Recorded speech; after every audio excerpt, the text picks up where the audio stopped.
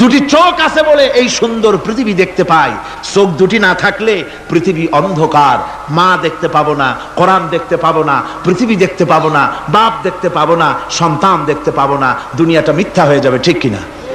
ছোট্ট চোখ, 1 থেকে 1.5 ইঞ্চির ভিতরে এত সুন্দর দুটি ক্যামেরা, যে ক্যামেরা দিয়া দুনিয়ার সব কিছুকে ক্যাচ করা যায়, সব ক্যাচ করা যায়। বলুন তো, এমন একটা বাক্স আপনারা কেউ বানায় দিতে পারবে যে বাক্সের ভিতরে হাতি, ঘোড়া, বাঘ, ভল্লুক, ময়না, টিয়া, পাহাড়, পর্বত, নদ নদী, কীট পতঙ্গ, তরু লতা, গাছপালা, গোষ্ঠী শুদ্ধা ধরবে, আরো খানিকটা জায়গা বাকি থাকবে, এরকম একটা বাক্স কেউ বানায় দিতে পারবে?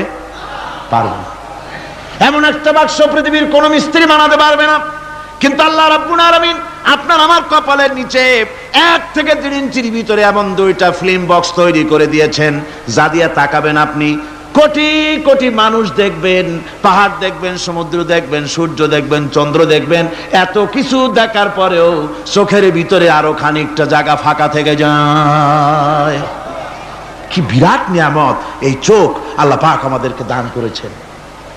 এই চোখকে হেফাজতের জন্য আবার চোখের উপরে সানসেট তুলে দেওয়া আছে। সানসেট ভুরু, আল্লাহ ভুরু লাগায় দিয়েছেন, নিচে একটু হাড় জায়গায় দিয়েছেন, উপরে সানসেট, ভেতরে চোখ, যাতে করে বল এসে লাগলে পরে চোখটা গলে না যায়, আছাড় খেলে পরে চোখটা গলে না যায়, চোখটাকে সেফ সাইডে রেখে দিয়েছেন আল্লাহ পাক সুবহানাহু ওয়া তাআলা। আল্লাহ পাকের কাছে শুকরিয়া তো আদায় করলাম না, আদায় করি। আসুন পড়ি আমরা সবাই, আলহামদুলিল্লাহি রাব্বিল আলামিন।